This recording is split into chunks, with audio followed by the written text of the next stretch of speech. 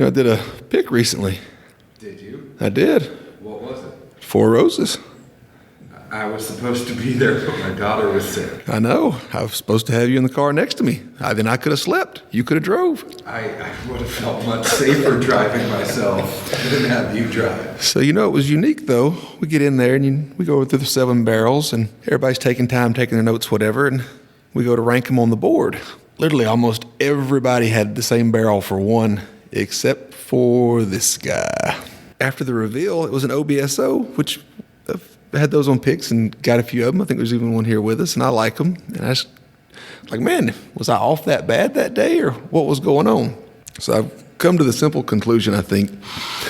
OBSO is like the girl you dated that everyone told you was perfect, but she just never did that thing that locked you in. As perfect as she was, never had those wow intangibles that made you say, this is the one.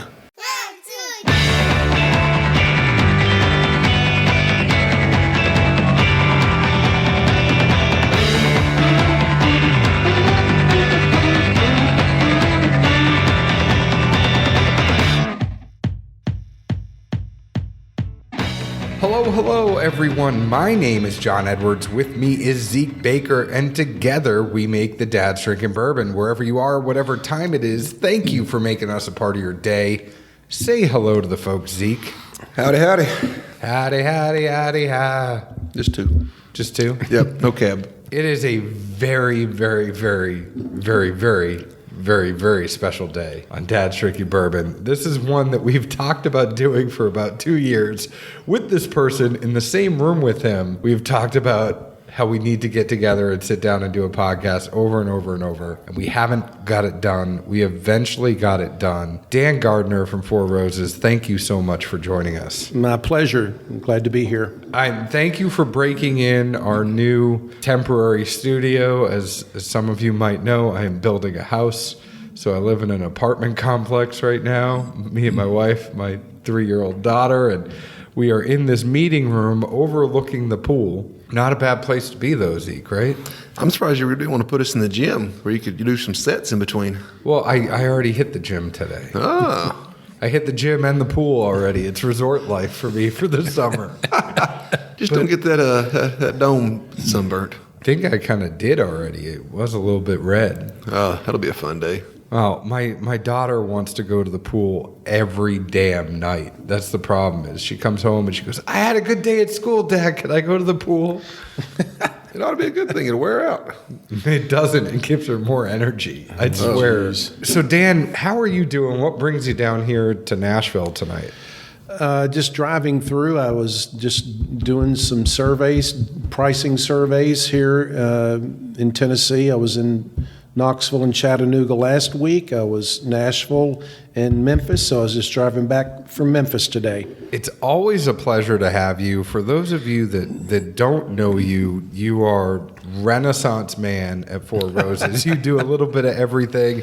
Some people might see you on barrel picks. Some people might see you out in the field. Some people might see you at whiskey events, slinging Al Young from a table, or Four Roses 130 at a table, or the new limited edition small batch select. I mean, you're the man that a lot of people see out in the field in front, but now you're doing some more stuff back at home. Tell everybody a little bit of your story and what you're actually doing at Four Roses right now. Okay. Well, I got into the industry in 1980. Been doing it a while. Actually was the wine manager for the old Kentucky Wine and Spirits in Louisville, Kentucky.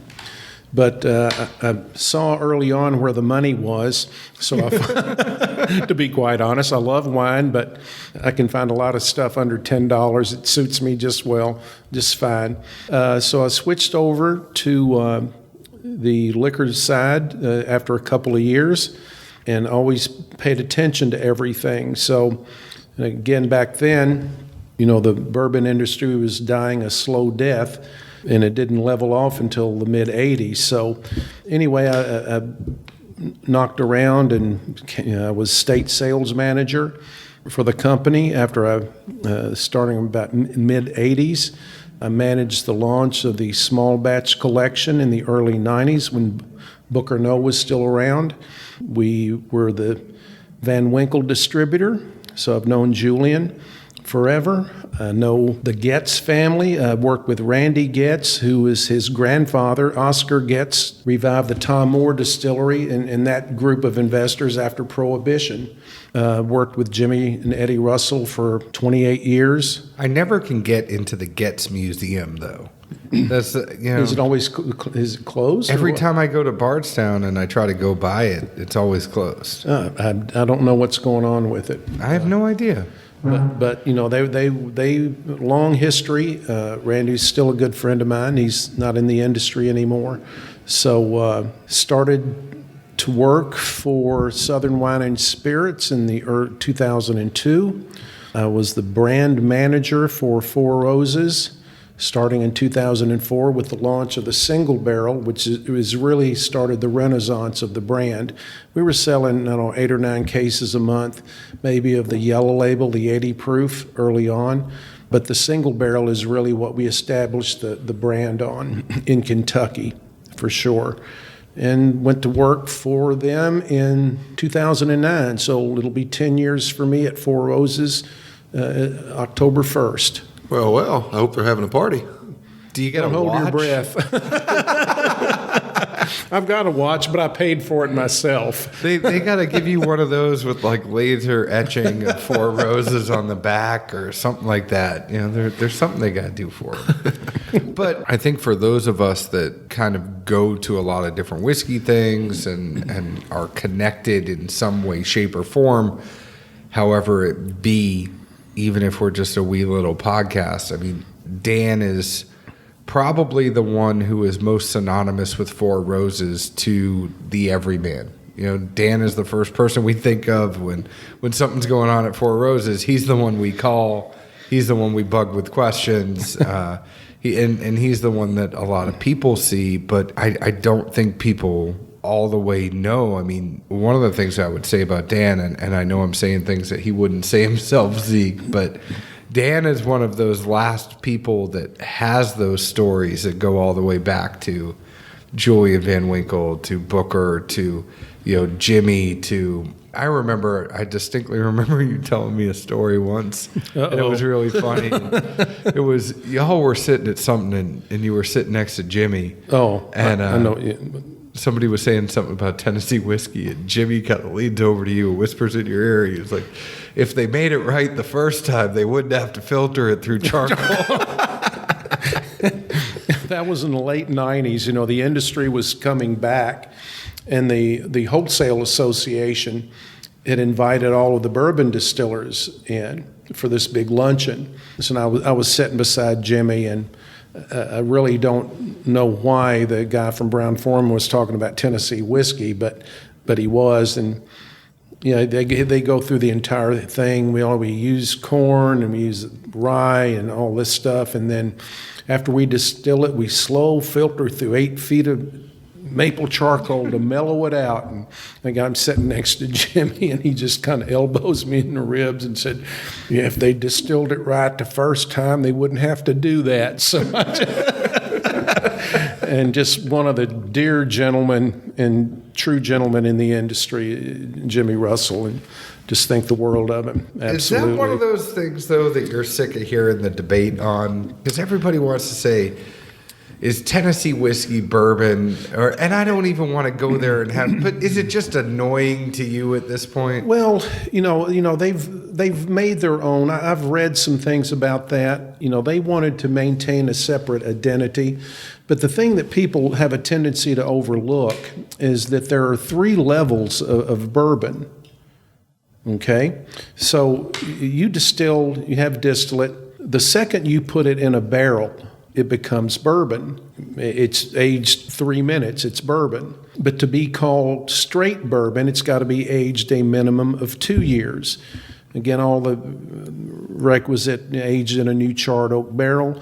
But with straight bourbon, you can't add any coloring or flavoring to it. And then, of course, there's bonded bourbon. It's got to be the distillate of 1 distilling season, bottled at no less than 100 proof. It's got to be the distillate of 1 distillery. So you've got 3 quality levels there. So technically, Tennessee whiskey, from my understanding of the law, qualifies to be called bourbon because it's 51% corn.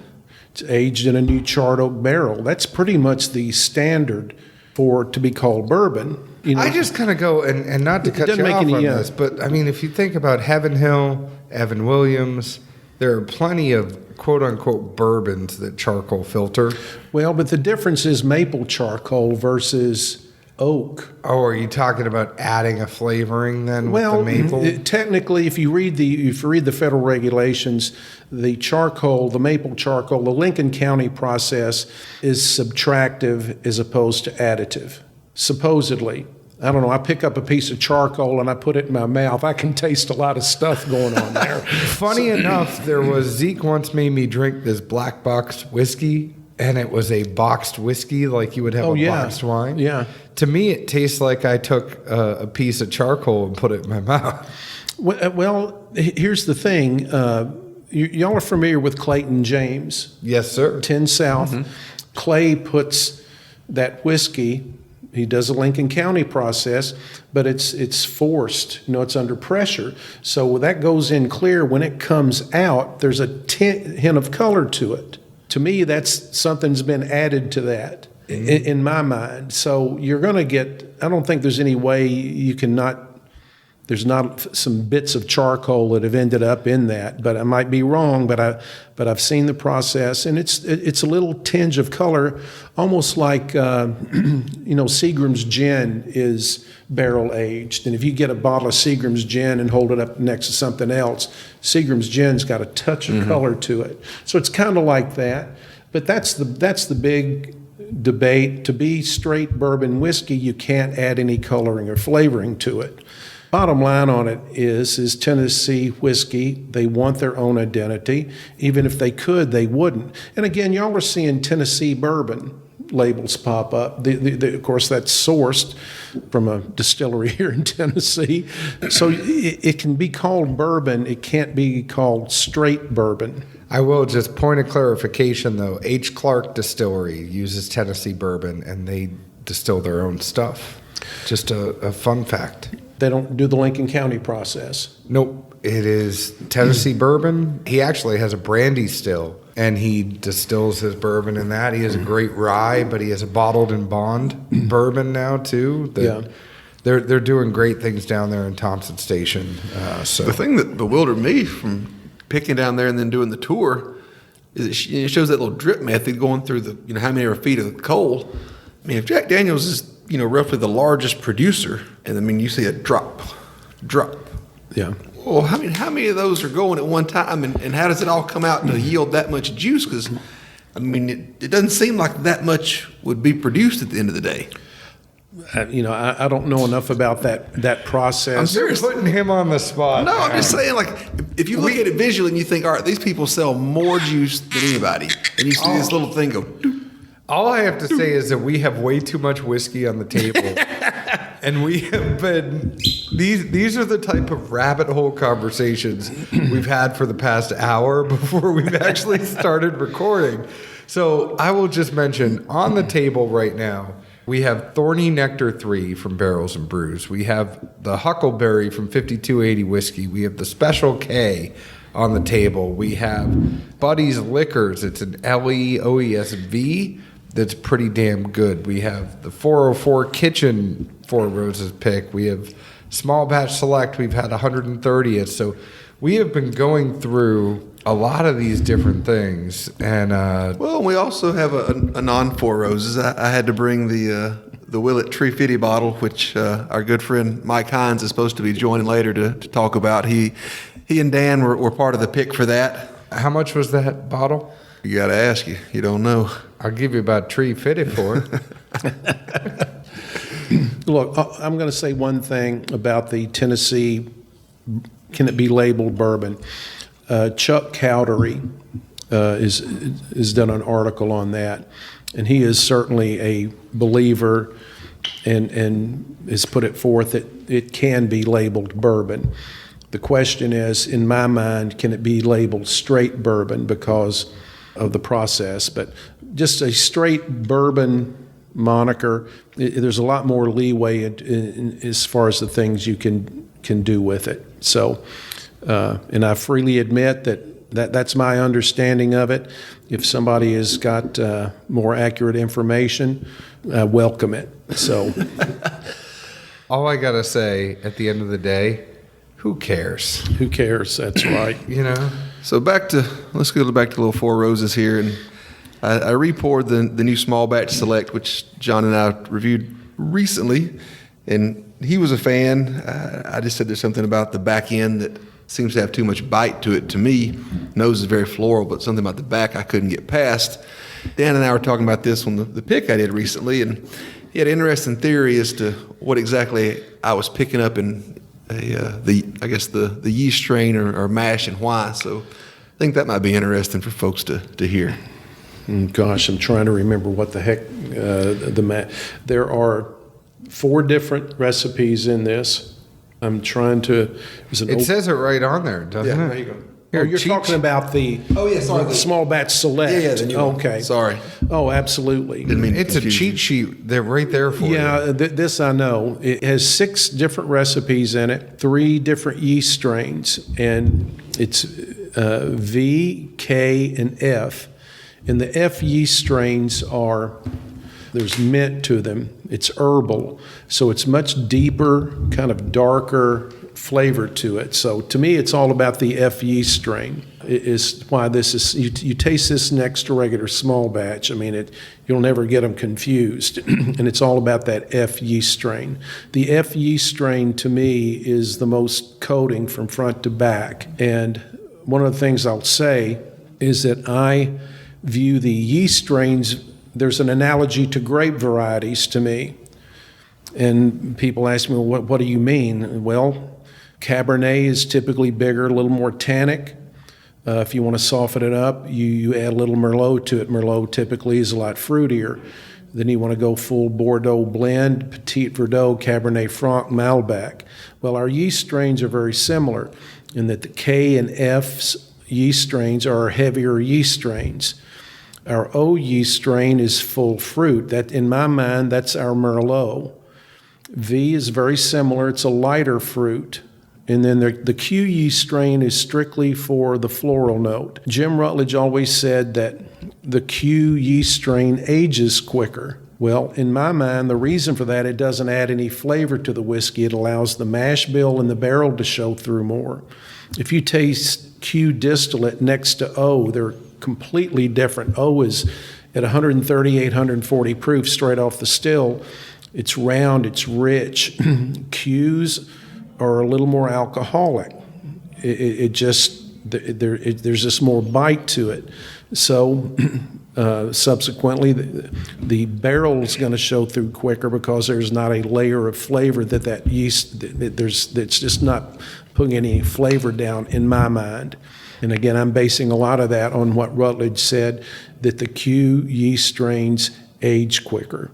And to me, that's, in my experience with doing barrel selections, F yeast strains can carry higher alcohols and more wood, more wood aging, because you've got this intense flavor that's kind of laid over the top of the barrel and the alcohols. And K is very similar, but K hits me further in the back of my palate, and O is mid-palate, V is mid-palate. Both of those have more mid-palate presence, and they're shorter, cleaner finishes. And then Q, it just kind of depends on the barrel with Q. Q's either love them or I hate them. Yeah, you and I were talking about that. I mean, I think we all, 3 of us, feel the same way about the Q, but you were saying that it's also barrel placement too, right? If you want me to get into this, I'll do. Traditional 6-story warehouse will have a temperature variance of 40 degrees from the bottom floor to the top floor. Those barrels on the top floor are subjected to a lot more heat. The more heat they're under, the more the alcohol expands. The more the alcohol expands, the deeper it's going to drive into the barrel staves. But the key thing, both the alcohol and the water evaporate. Water molecule is shorter, has an easier time passing through the wood, so the water leaves on those barrels on the top floor. So to me, they get a double whammy of increased alcohols and more tannin, more wood. And then we're going to get into barrel variation after I get through with this. So the thing you've got to understand is you come down the floors of the warehouse, it starts getting cooler, cooler, cooler. Well, there's a huge difference in the evaporation rate of water versus alcohol within a short temperature variance. So it goes from 120, say, down to 40 degrees. The evaporation rate of water has decreased dramatically, 32-degree freezing point. Alcohol, on the other hand, is somewhere around minus 200 degrees. So it goes down, it gets down to 40 degrees. The alcohol is still evaporating just as much as before. But now it's not having to fight the water to leave the barrel. That water is not evaporated or hasn't evaporated nearly as much. So the alcohol leaves. Alcohol content goes down. But the key thing is on the lower floors, it's not under as much heat. The alcohol is not expanded as much and it doesn't drive as deep into the staves. So you get softer, gentler aging with those barrels on the lower floors. I had a guy challenge me once. Well, it can't be that big a deal. So I asked him, I said, do you mow your yard? Well, yeah. Okay, you fill your mower up, screw those caps down on your gas can, you set that gas can down in your driveway. What happens when you go back and you got to put more gas in your mower? You twist that cap, psh, pressure builds up. The same thing within a barrel of bourbon. Alcohol's not quite as volatile as gasoline, but it ain't far from it. It will burn. So you get pressure builds up in those barrels. So in general, that's what happens. But then the wild card is the barrel. And I greatly encourage everybody to go to Independent Stave. Those guys have given me so much information on barrels. It's amazing. So the big difference in barrels is the grain. It's how they quarter saw a log, and I've got some diagrams. Not going to do us any good here, but as you saw the staves off that log, the grain changes. It goes from an open grain to a tight grain. So when they put a barrel together, it's a combination of open grain staves, tight grain staves. So the question is, or in my example, let's just pretend we've got two barrels, one that's open grain staves, one that's all tight grain staves. So there are 4 levels of char, 1, 2, 3, 4, 4 being an alligator char. And that's about a 1-minute burn. And the question I always ask is, which barrel is going to burn deeper? A barrel that's got composed of tight grain staves or one that's open grain? To me, it's going to be the open grain's more porous. It's going to burn deeper. When you char a barrel, you're caramelizing the natural sugars in that wood. That's where the bourbon gets its color and that caramel flavor. It's where it picks up its sweetness. You're going to get variation with that. Now, most barrels are a combination of open and tight grain. You've got to go by and see them put a barrel together. There's a big tub, and guys are constantly coming by and putting more staves in. So these barrel makers are just picking them up. It looks like willy-nilly, putting these barrels together. It's really remarkable. So it's completely random act. So I'm sure they're so busy they don't have time to look at it or categorize or anything. There's no way to do it anyway, even if you wanted to. So you get that variation with grain. Is it open grain stave or tight grain stave? But where did that tree come from? Did it come from clay, red clay, hillside, very dry? Was it wet? So there are a lot of variations and factors that go into the barrel variation. I love this conversation because it's like everything Zeke and I talk about constantly. Keep going. Sorry. Well, and the thing they're going to do when they go to Independent Stave is there's a fact sheet there. And one of the facts, and if you ask Jimmy Russell or Jim Rutledge or any of the distillers, they're going to tell you that the barrel makes up 60 to 65% of the flavor of the bourbon. Now, let's be honest, what's the one thing that people never talk about when they're talking about a bourbon? The barrel variation. It's always about the mash bill. And with us, it's about the yeast strain. But 65% of the flavor of a bottle of bourbon is the barrel, and it's never talked about. That never comes in. Everybody thinks that's a standard that's a uniform deal, and it's not. And again, if you taste our OBSV 100 proof recipe barrel program, Mandy Vance has been doing a great job. And I love when we have sister barrels and you're tasting the same distillate run from barrels that have been aging in the same rick, same tier. They've been aging side by side by side by side by side, and every one of them are different. And that really drives it home.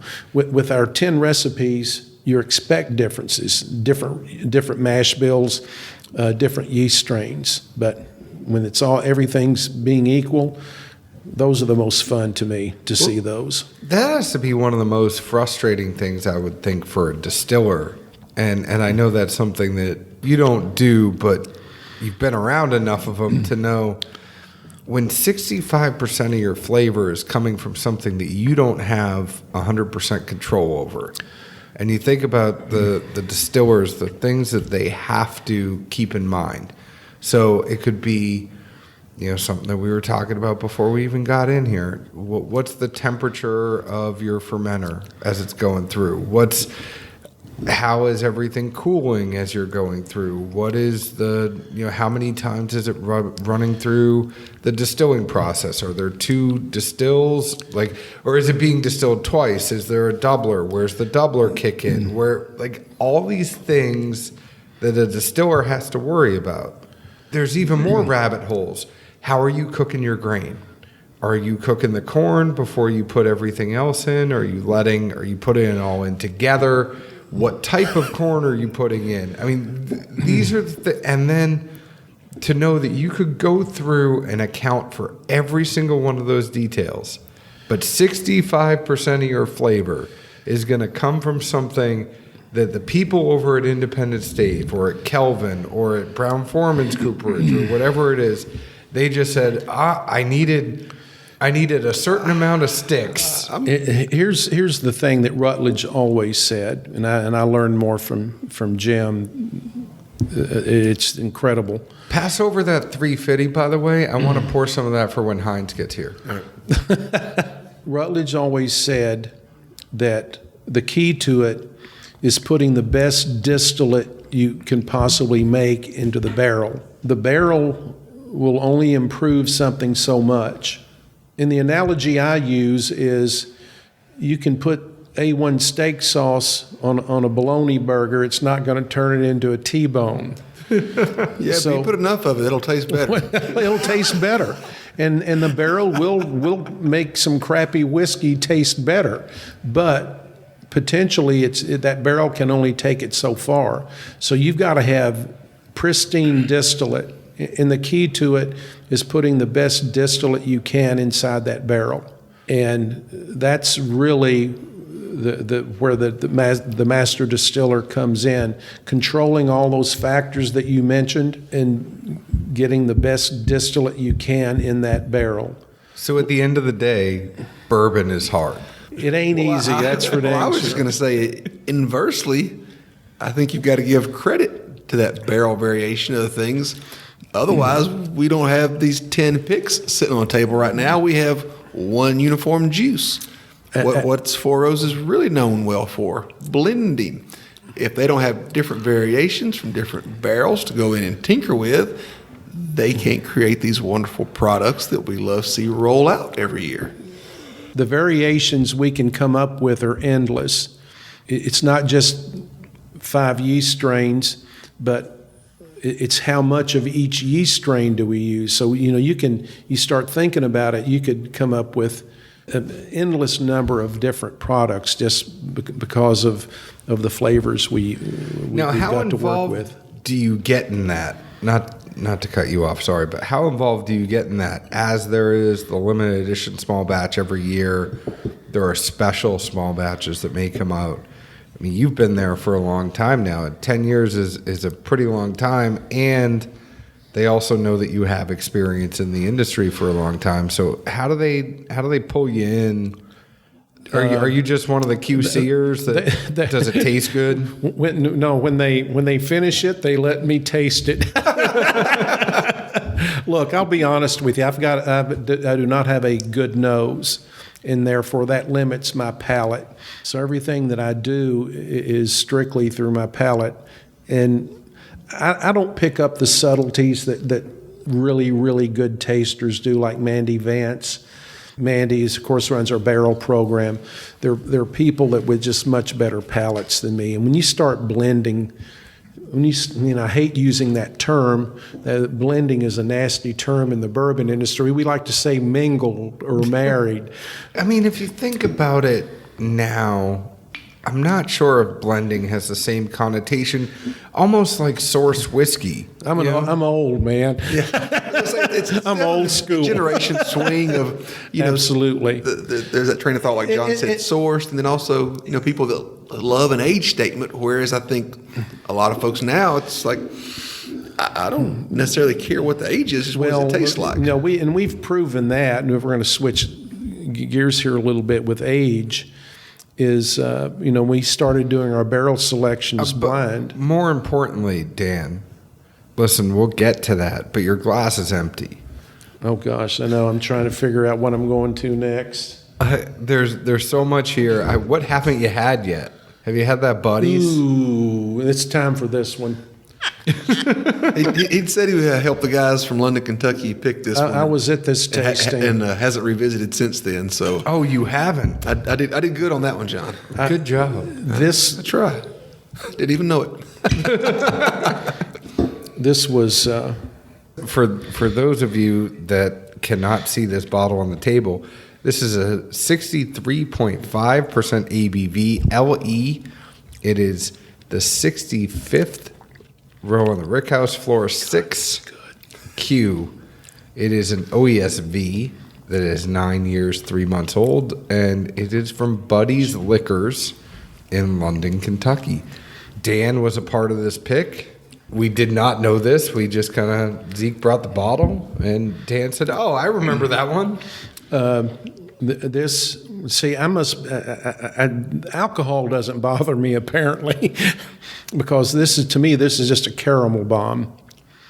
It's just these OESVs were so good, and this to me is, again, getting back to barrel variation, the honey barrel.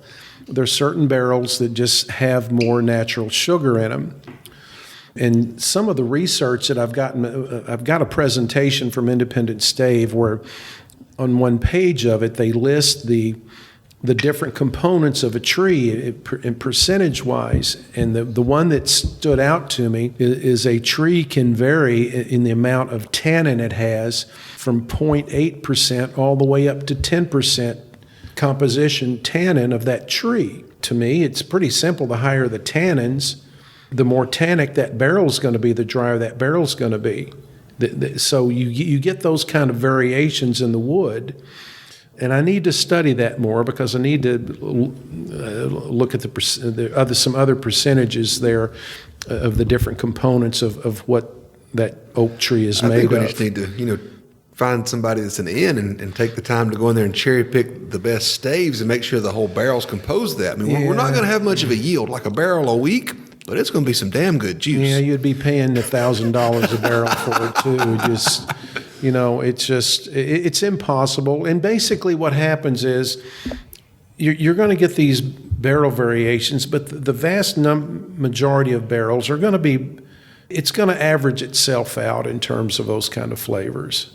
I liked Jack's Fremont just did a pick, and they're one of our stores that we really like. They're not local, but great guys. And Mike over there, everybody check out Mike and check out Jack's Fremont. But they posted a picture of the staves. They basically cut through the barrel. Yeah.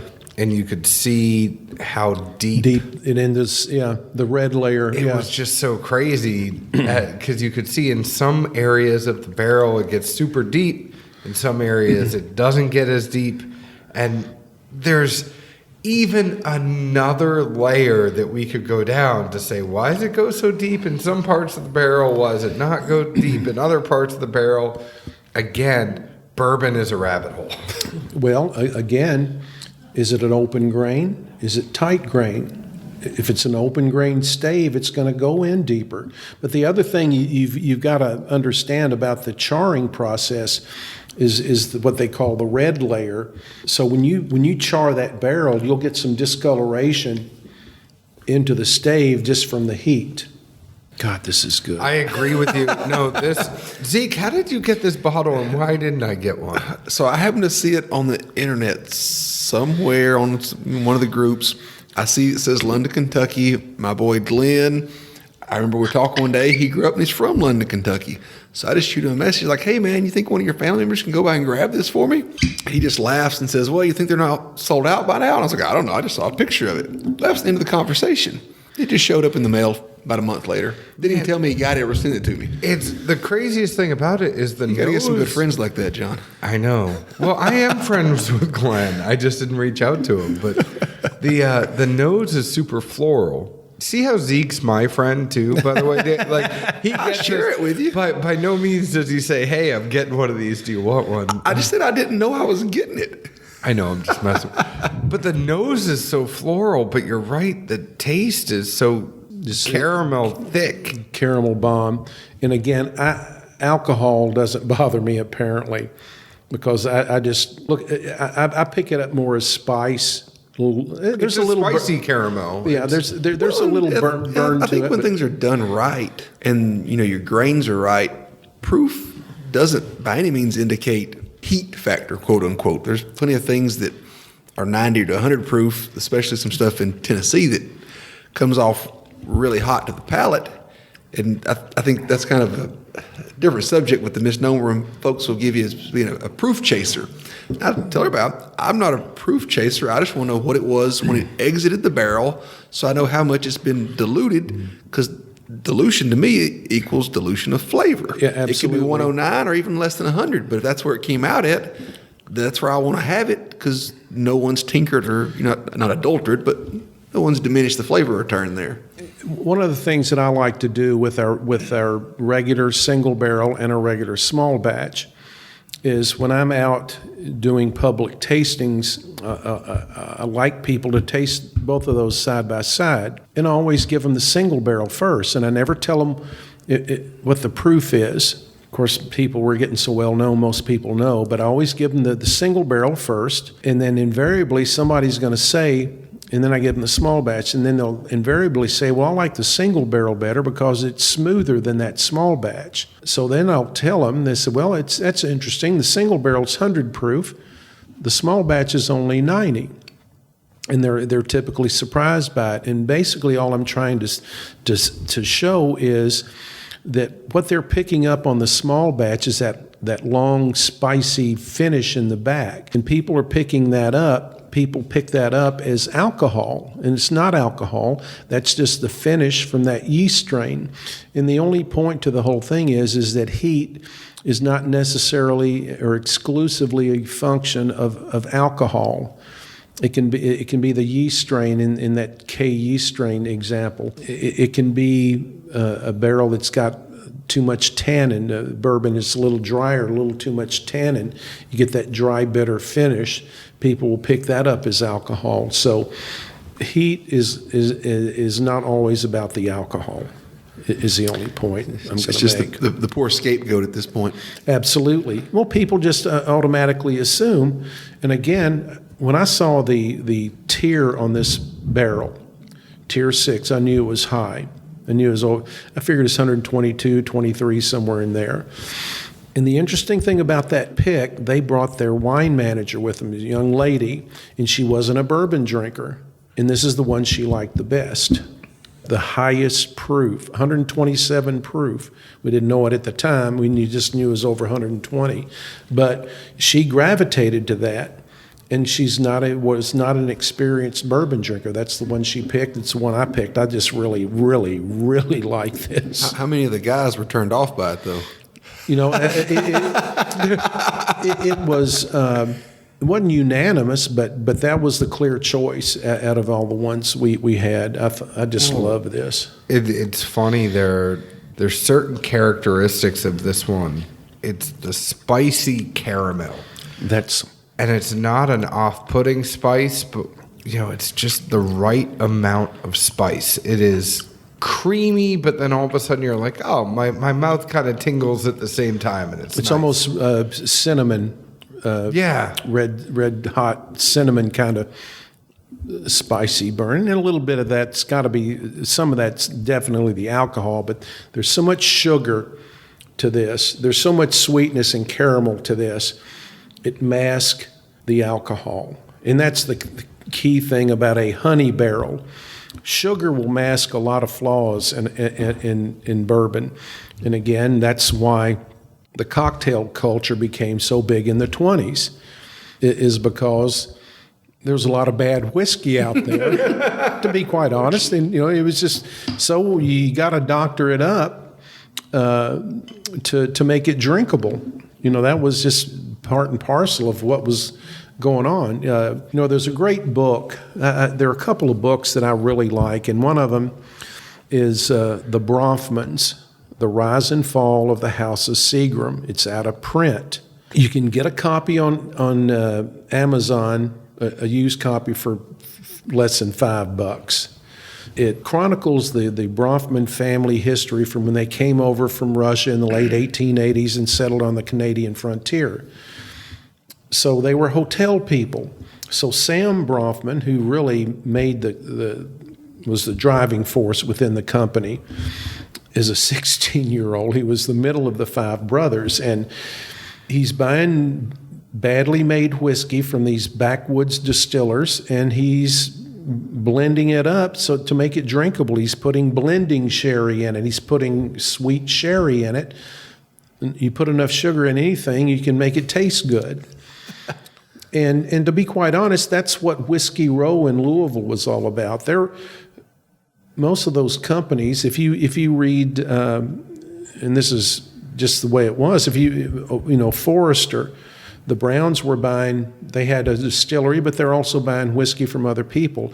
There's a great book called Last Call. These are the 2 great books. Last Call is on Prohibition, and it chronicles what was going on in Whiskey Row at the turn of the century. So you could go down there and walk into the supplier and say, hey, I need some scotch. Well, I think we can get it mixed up for you here pretty quick. It was the reason Colonel Taylor wanted the Bottled in Bond Act. So, well, how do you get scotch out of Kentucky? Well, you get some coffee grounds and tea grounds and throw it in there and bitter it up. And the prune juice, the stuff that they put in there to darken it up and to give it a little more bitter finish is crazy. But those are the 2 of the best books, because it gives you a basis and a history of how much Prohibition changed the liquor industry. It's just fascinating. I'm a history buff. I got it up on Amazon right now. Oh, Last Call, yeah. And the other one is the Bronfmans. The Bronfman. That's like Bronfman. Bronfmans. Well, we've heard the Distiller's Bible, or the 2 blue books that the Seagrams did when they did their studies back, I think in the 70s or 80s, that I guess led to a lot of much more knowledge and things. Well, Seagram spent more money on research and development than everybody else combined. And and you can go to used bookstores, or at least Larry Rice found one at a bookstore, an old Seagram's distilling manual, and it's about the size of, if you've ever seen Michael Jackson's Guide to Single Malt Scotches, it's about this wide. It's about that tall. So it's this nice little compact book. I've seen Jim Rutledge's. And so they started documenting everything. And they were notorious for scientific research. They had a fellow that worked at 7th Street. That was their main R&D plant. That all he did was work in yeast strains. He would grow yeast, and he would look at them. He would let them mutate, and he would look at it under the microscope. If he liked what he saw, he wanted uniform cell sizes. If he liked what he saw under the microscope, he had a small still, he could run a batch of bourbon or whiskey with it. If he liked the whiskey, he kept the yeast strain. He developed over 3,000 yeast strains, only kept about 300 of them. So at the time Seagram's went out of business, they had over 300 proprietary yeast strains in their library. So it's... there was one instance in that distilling manual where they were distilling vodka, I think, actually, and they were starting to get some off notes, off flavors, and they didn't understand why. So they shut the still down. They went in and started looking into the still, and the grain, the spent mash, was starting to collect on a plate and not fall through. So it was essentially just kind of rotting there. So there's the little detail, minutia, the attention to the minutia. I'll give you another example. Again, got this from Rutledge. We had the USBG in. This is 6-7 years ago. National people for President Dave Nepov and some other people in to do a tour of the distillery, and I was with Rutledge, and one of them stopped Rutledge and asked him. I said, Jim, how much backset do you use?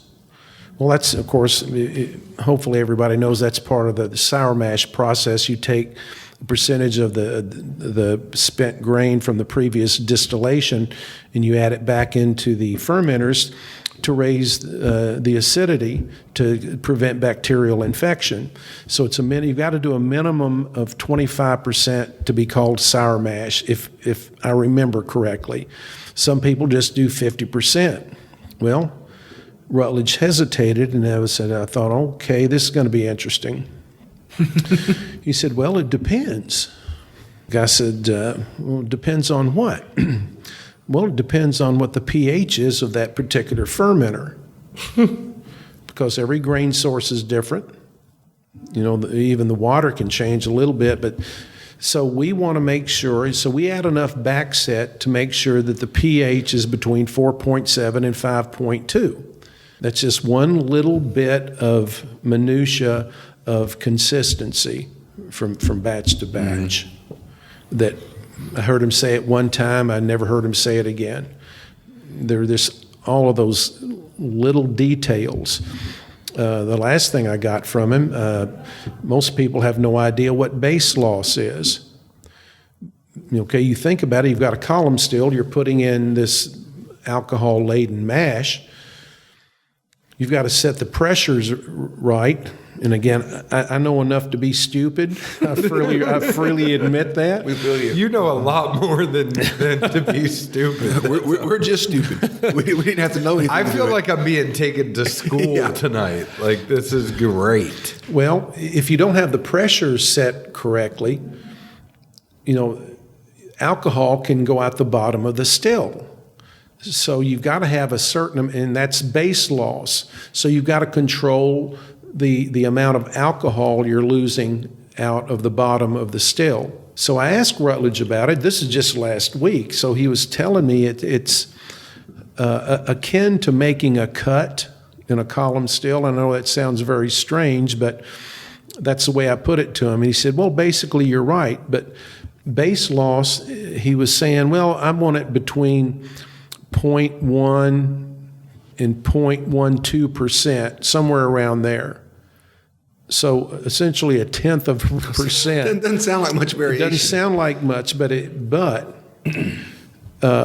he feels like that bad flavors go out at the bottom of the still with that, and if you do less than that, you get some bad flavors in your whiskey. So you wouldn't be making cuts like you wouldn't be making the heads and the tails and Well, here's the thing, we do. Here's what you got to understand. When you start that still up, we want that the alcohol coming off the top of that still to be about 138 to 140 proof. So as you start that still up at the start of the week, it's not at 138. So you might make your cuts at the beginning of the week and the end of the week, but you're not going to make it during the week. Absolutely. That's the difference, except for the base loss. And that's 0.1%. He wants to go out the bottom.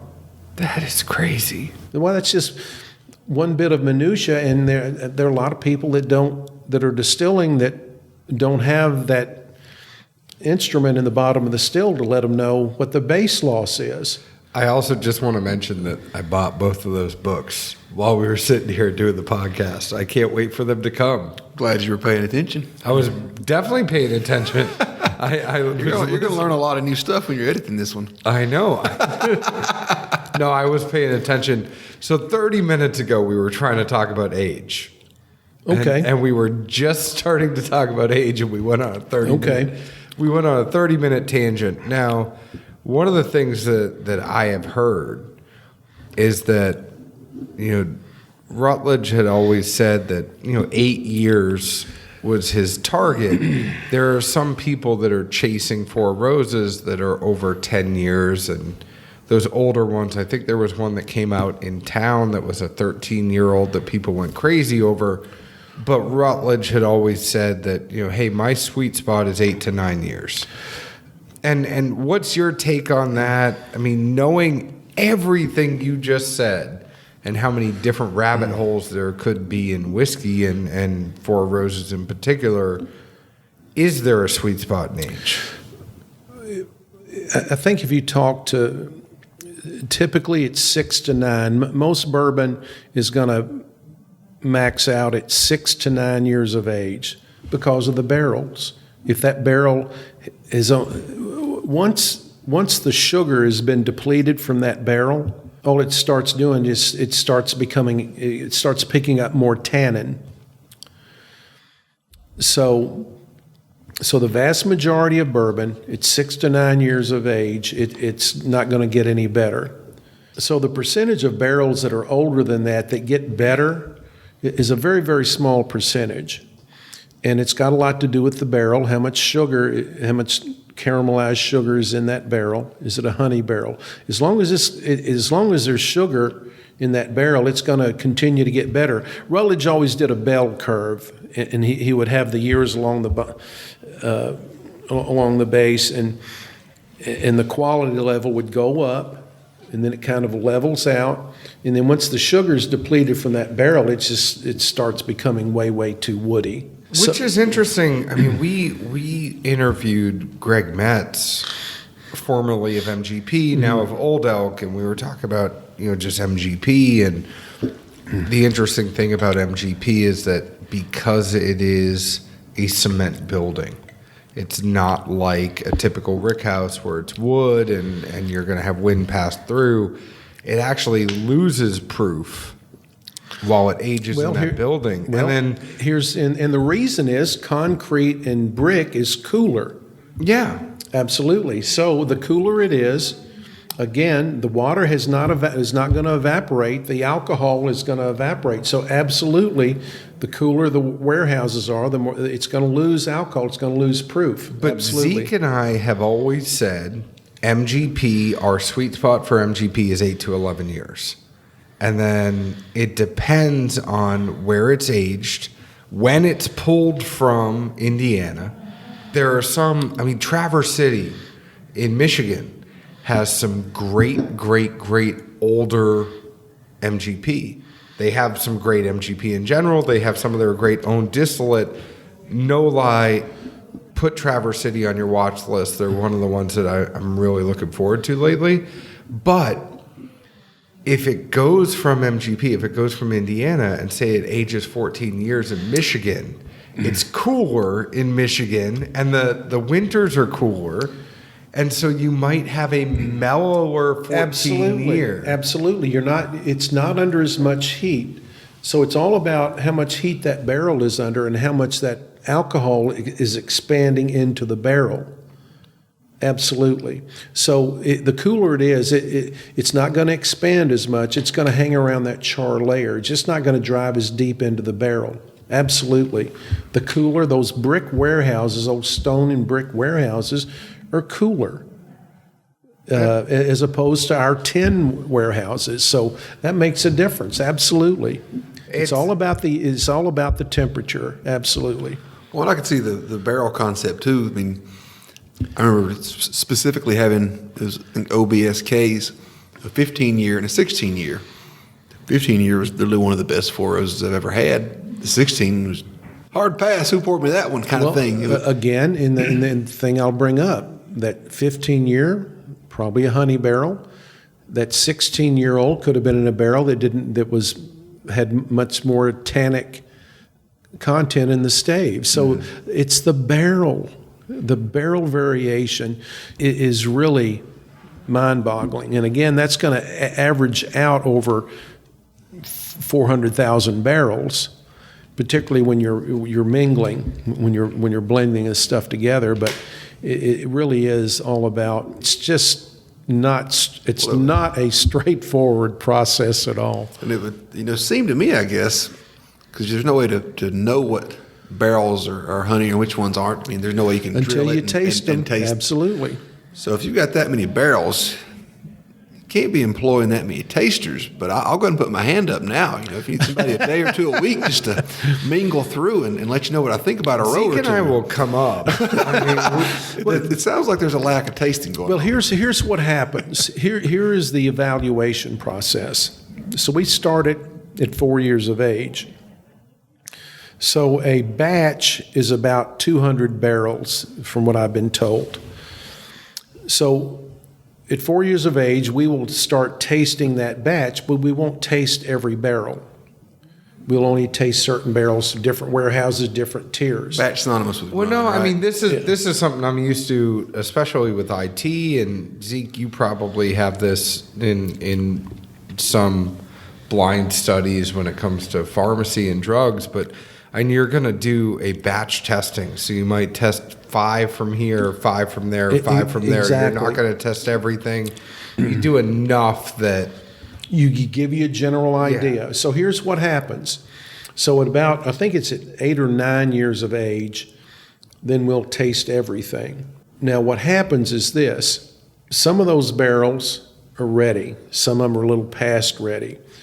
So, we've had people come in for barrel selections that have gone back and looked at us dumping barrels for a yellow label that saw a 16-year-old OBSO going into yellow label. Well, once it starts going downhill, it goes down very rapidly. So, they might have tasted a year before and it was fine, but now it's too woody. Had a hot summer, didn't do good. It's not gonna, and a lot of times there's just not enough. It's too woody for the single barrel program for our flavor profiles. So you dump it into yellow label or 80 proof. So the youngest whiskey there is about 5.5 years old. So I draw the analogy of blended Scotch here. Almost every blended Scotch has a little bit of Lafroig in it. A little bit of Lafroig goes a long way. So, and I view those older barrels that we put into yellow label. That's why there's a little more depth of flavor to that. So it's not just straight 5.5-year-old bourbon. It's got some much older stuff in it. And a lot of Lafroig to people like Zeke tastes like a Band-Aid. Oh, that's being kind as far as I'm concerned. Any Scotch is not up my alley. No, Zeke, I got to tell you this over and over. It depends on what part of Scotland it's coming from. If it's a Highland, a Lowland, a Speyside, an Isla. This is a bourbon show. I know, but it's the Isla that have all the peat that you hate. You could have a Highland like a Macallan or a Balvenie. Like Aberlour, Balvenies are just marvelous. You'd be fine. Sherry, you want sherry finish? No, Zeke doesn't love the wine finish. But I will tell you that for 80 proof, the yellow label, and I know you get slapped on the hand if you call it the yellow label. that's what I was laughing about.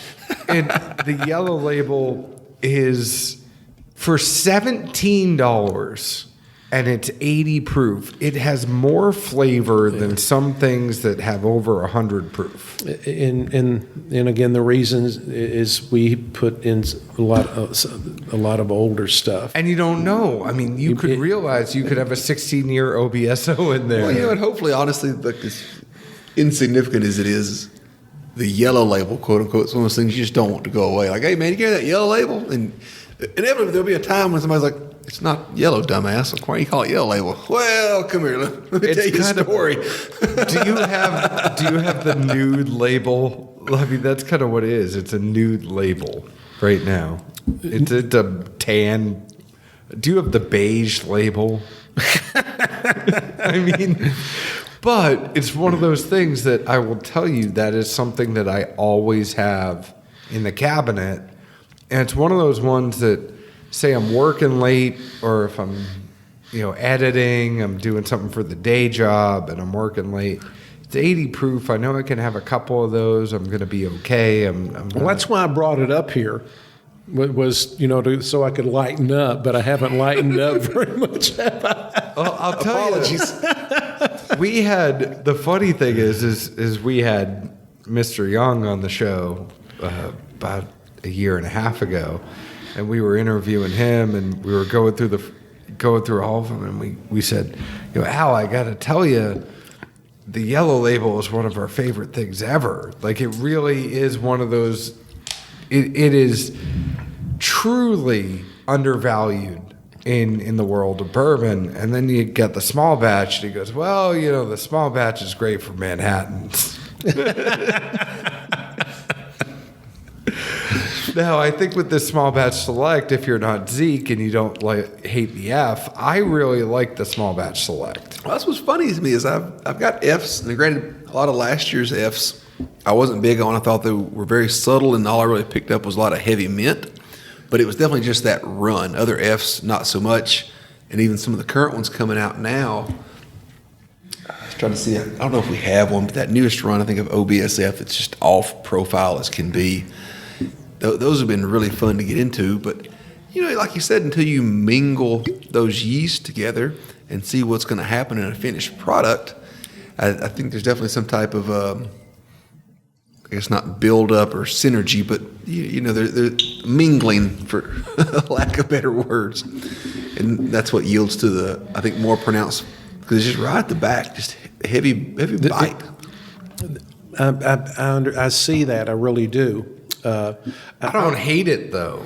I guess that's just. I didn't say I hated it. It's just hard to really get into it because I smell it. It's so great. different. Yeah. It hits the front of my palate. I really enjoy it, and then right as I go to wash it out, it just I get that puckers and draws me up. See, the thing is, I get that mintiness on the front of it, and it's something that Dan was talking about when we were beginning this whole thing. Is he said, I don't want to steal your story from you, but you were tasting with Rutledge, and it was one of the things about how you got a certain thing at a certain time, and you need to taste all the way through. Yeah.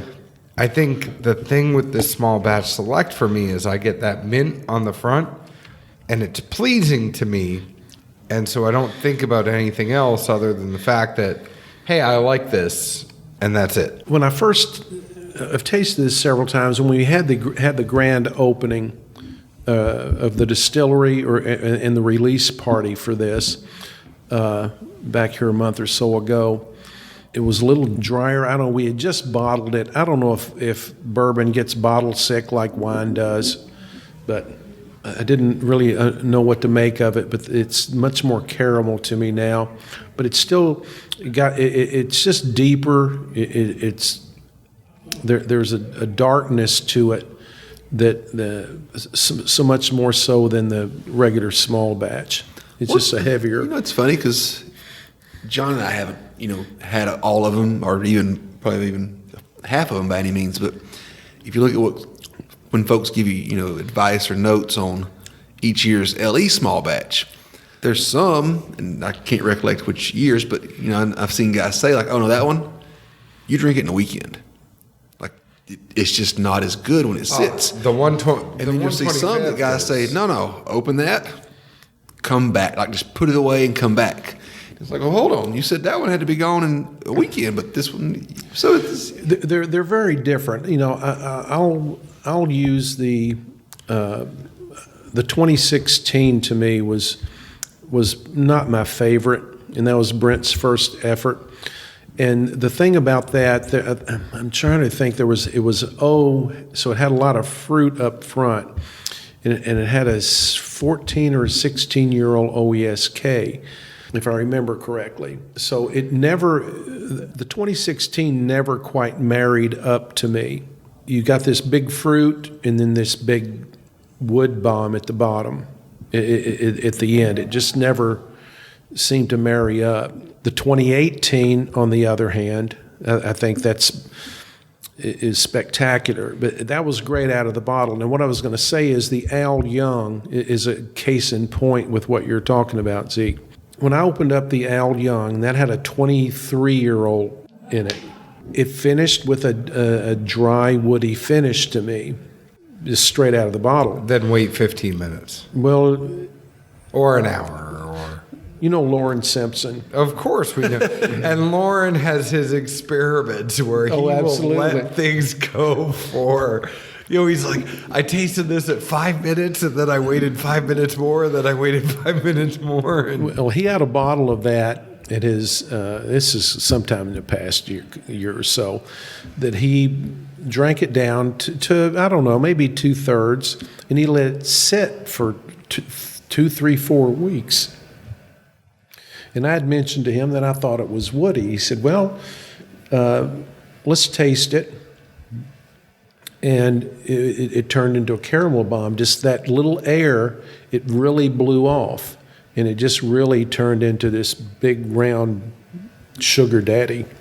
Jason Bronner of Bourbon's Bistro in Louisville is death on letting air get to it.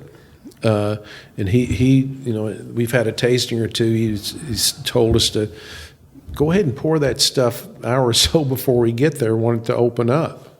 It really makes a difference. It really does. It's funny. I am a firm believer. I mean, Zeke and I picked Al Young as our Bourbon of the Year in 2017.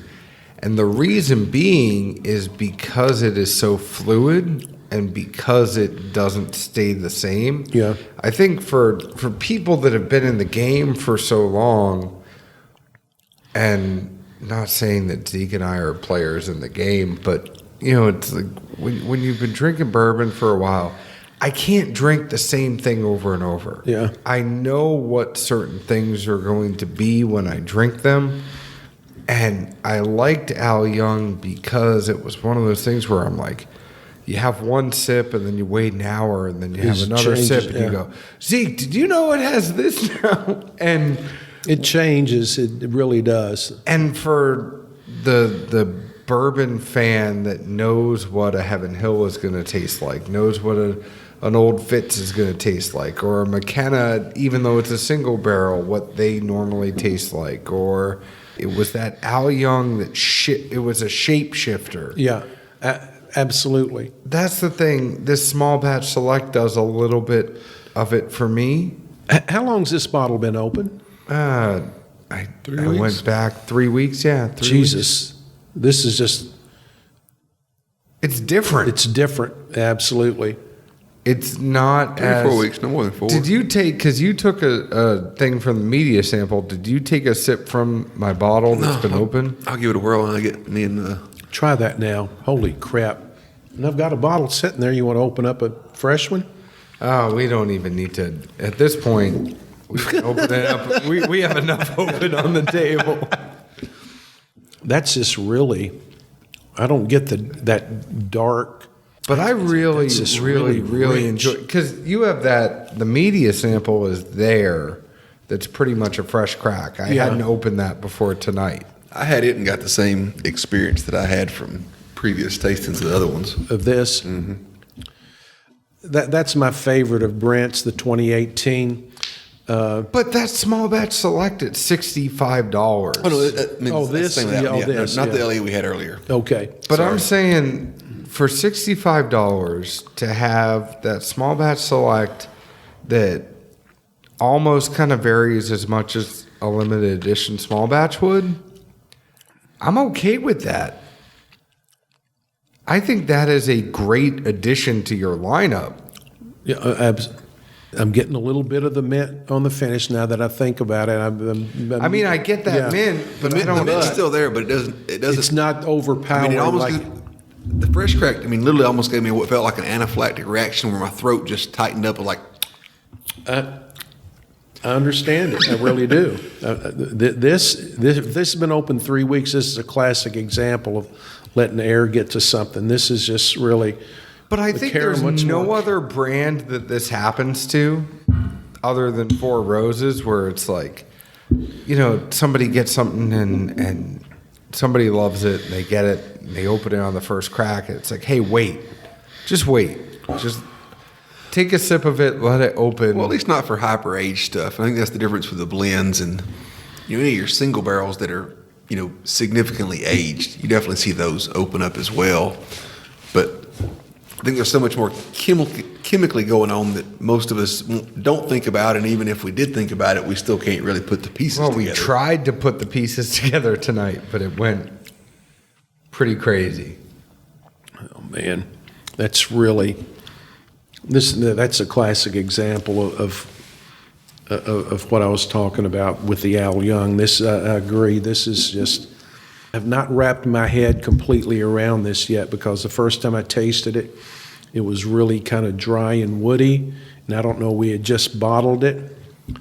I get like thick caramel. Absolutely. Up front right now, this is just.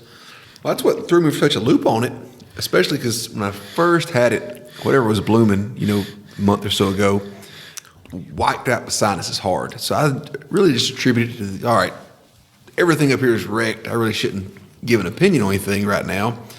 And then even as I revisited a time or two, the nose was amazing. And I tend to lead by my nose. I'm pretty good there. And I just kept thinking, like, what am I not missing? What's going on here? This thing just noses really good. It first starts out good, and then all of a sudden just does some 180 to me that I can't understand or describe. And it's just really. All right, Dan. This is pretty amazing. I can't let you go before we get a good Dan Gardner story.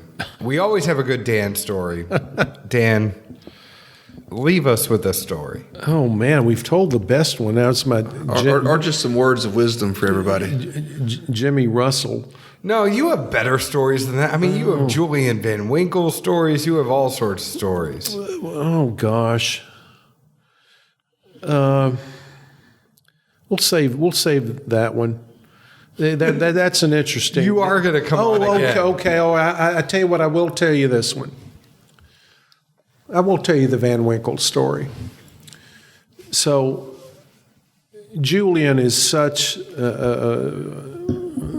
We're very lucky in our industry that the vast majority of people, the family members, are just really, really good people, and I will put Julian at the top of that list. So, in 1988, he calls me up and says, Dan, I've got some of the last whiskey that my dad distilled from 1972, right before we sold the distillery. So we had two versions of it, a 14-year-old and a 16-year-old, and it was his first family reserve, if memory serves. So, do you want any of it? Well, sure, Julian. We had some stores. Ken Lewis, who owns New Ref Distillery, Party Source up in northern Kentucky, had several stores in Louisville. Always had his full line. So, Julian, I'll take 10 cases of each.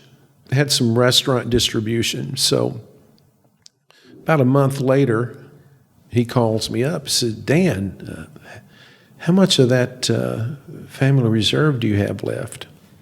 Looked it up in the computer. We had them at that point. Was it black with green or black and white? It was that thing that The green, yeah. It was C ... Yeah, I really had to think like, oh man, what did the computer look like when I was a little kid? So it was the Apple IIe. He was playing Oregon Trail to find it. So I look it up, and we've got less than a case each. And I said, yeah, Julian, we don't have very much left. I said, and I could tell by the tone of his voice that something wasn't quite right. And I He said, was pissed he sold it to you. well, no. What happened is it was very different back then. It was not what it is now, Van Winkle. So I said, you got less than a case each. I said, Julian, is something wrong? He said, well, not really. If that's all you got left, he said, you apparently have a bottle of one of them at Cafe Metro. He said, Bill Samuels was in there last night. He wasn't real happy about that red wax seal I used. Julian tells me the story about the red wax seal. Now, I'm going to tell you right now, this is my recollection. Julian might have a different recollection. So the Samuels family never filed for a trademark for the red wax seal. So how they laid claim to the red wax was through their advertising. And if you saw a billboard in Louisville, and that didn't change, that only changed up until Beam bought it, but you would never see Maker's Mark on a billboard. It was always just the red wax. So I bought a case of the 14-year-old. I like the 14-year-old a little better. The 16-year-old, what I remember saying about it was cognac-like. It was good, but 14-year-old was a little more bourbon. Yeah. I probably never opened a bottle of it, okay? And I get down to 3 bottles, so Bourbon's Bistro opens up. This is 12 years ago. I give them a bottle. They have their 5th year anniversary. I give them another bottle. Bill Samuels comes in and says, what's up with the red wax? Well, no, nothing about that. So I've got 1 bottle of this stuff left. So I go to work for Four Roses, and I meet a guy from Knoxville. This is a long story to end with. Tim Bible, he's a dentist in Knoxville, and I meet him through a store over there, and he finds out that I've know Julian, and he comes up every year with some buddies to the races in November. He said, well, you know Julian? I said, yeah. He said, well, could you set lunch up for us? I've got some bottles I'd like him to sign. Well, sure. So I called Julian up. He said, yeah, Dan, no problem. I said, Julian, well, I want to thank you. This is a good friend of mine. He said, I'm going to bring a bottle of that 14-year-old Family Reserve from late 80s for you showing up. I really appreciate it. So it was just kind of deathly silence there for about 5 seconds. You're talking about that red wax stuff? I said, yeah. He said, that's real good bourbon. I said, well, yeah, I just appreciate you showing up. I know you're busy. He said, well, if you bring that, I'll bring a bottle of 23-year-old to you and give it to you. I said, okay. Again, this is 10 years ago. I'm not realizing what's going on. So bottom line, Tim's coming in. Julian's got to cancel out. So I call Tim up and tell him Julian had to cancel. And I proceed to tell Tim what I was going to do. And it was pretty much the same reaction from him. He said, are you talking about the red wax stuff from late 80s? And I said, yeah. He said, Dan, I saw a bottle go on eBay, and this is 10 years ago. I saw a bottle go on eBay for $1,200. Uh-oh. I might have to rethink this. Well, it gets better or worse depending on you. So this is in November. So I'm thinking about this, and I've got it on my wine rack down in my basement. And you only kept it until now. Well, I what do I do with this? $1,200. I like good whiskey, but $1,200, baby. Oh man, especially back then. Oh, absolutely. Gas was under $1 at that point. So it's probably in May or June. I said, well, finally, I get off my dead rear end and go down there. I better go down and check on that bottle. I go down there, and what's gone? And it was in the top right-hand corner of my wine rack. Then I've got a buffet upstairs with a bunch of stuff in it, too. So go up there, it's not there. Well, where did that damn bottle go? Light bulb goes off in my head. my son had graduated from college and moved back in. So he's down in the basement. He's got a bedroom in the basement, right next to the room where my wine rack is. So I go down. It's Alex. Did you happen to get that bottle of Van Winkle bourbon out of the wine rack? Yeah. So okay. Did you drink it? Yeah. Said, was it good? Went great with that 2 liter of Coke. That's exactly. He said, yeah. I said, well, it should have been, because a friend of mine just told me he saw a bottle sell on eBay when they could still do that for $1,200. So the only joy I got out of that last bottle of 14-year-old Van Winkle Reserve with the red wax seal was seeing the color drain from my son's face. So Wow. So that's about the best story I got. I'm outside of Jimmy Russell. So On that note, I just want to thank you for coming. If it's not transparent enough, we love everything Four Roses is doing, and we can't wait to see what they do in the future. Thank you, Dan. You are one of the best parts of bourbon. We always love when you're here. We always love spending time with you. I mean, you're one of our favorite people. You know that. well, I appreciate it. I really do. The only sad thing is we're going to have to save Tree 50 for next time. I know. Mike Hines, we are terribly sorry we didn't have time to get you. I mean, we waited around for an hour and a half for you to show up, and you never made it. So, Mike, we will try to fit you in next show. Cheers. Dan, anything you want to say before you leave? No, just thank you very much for having me, and maybe next time I come down, we'll get into a little history. So I can't wait. Just a little bit. Just a little bit. And A little history and a lot of bourbon. go ahead and find Four Roses bourbon if you haven't already. Go taste something that they have. You know you're going to like something. There's 10 recipes. There is the small batch. There is the yellow label or the beige label at this point. There's so many things that Four Roses has. They have a little bit for everyone. Go ahead and find them. Find us on your favorite podcast provider. Please leave us an open and honest review, just like we openly and honestly review whiskey. Find us on Facebook at Dad's Drinking Bourbon, Twitter at Bourbon Dads, Instagram at Dad's Drinking Bourbon. Zeke, where else can the folks find us? Good old Nashville, Tennessee, and I'll close out by saying I stand corrected on this small batch select. Apparently about 4 weeks of air does a number on it. Dan and I have both been looking at each other as we tasted this final pour of like, this is not what the hell I thought it was. just turned into a caramel bomb. It really has. Michael Hines, we're sorry we didn't get you on. We'll get you on next time. Cheers. Ciao.